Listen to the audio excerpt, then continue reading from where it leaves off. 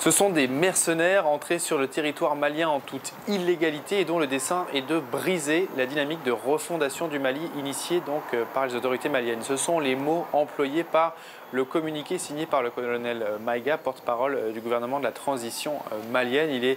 Il décrit une situation grave aussi bien pour les 49 soldats ivoiriens qui ont atterri dimanche soir à l'aéroport de Bamako que pour les relations entre le Mali et la Côte d'Ivoire. Le communiqué malien précise que ces soldats ne se seraient rendus sur place à l'insu et sans autorisation valable des autorités ivoiriennes. Ces informations que ne confirment pas les autorités ivoiriennes, bien au contraire. Il faut savoir que toute la journée, Abidjan a donné des éléments au compte-gouttes décrivant une situation sans réelle gravité. Les soldats dont les Ivoiriens ont diffusé la liste des noms avaient passé la nuit de dimanche à lundi au camp 1 de la gendarmerie de Bamako pour des vérifications.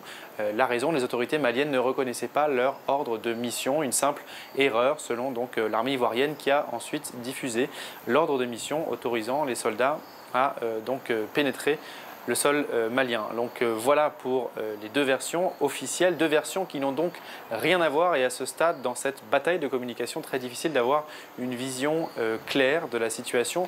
On peut en revanche prédire que cet épisode va probablement raviver les tensions entre les deux pays, la Côte d'Ivoire et le Mali, qui étaient pourtant dans une phase de réchauffement des relations diplomatiques. Il faut rappeler que cet épisode se déroule un petit peu plus d'une semaine après la levée des sanctions économiques et financières de la CEDEAO contre le Mali et la promesse par la junte malienne d'accélérer l'agenda électoral avec une élection présidentielle prévue pour février 2024.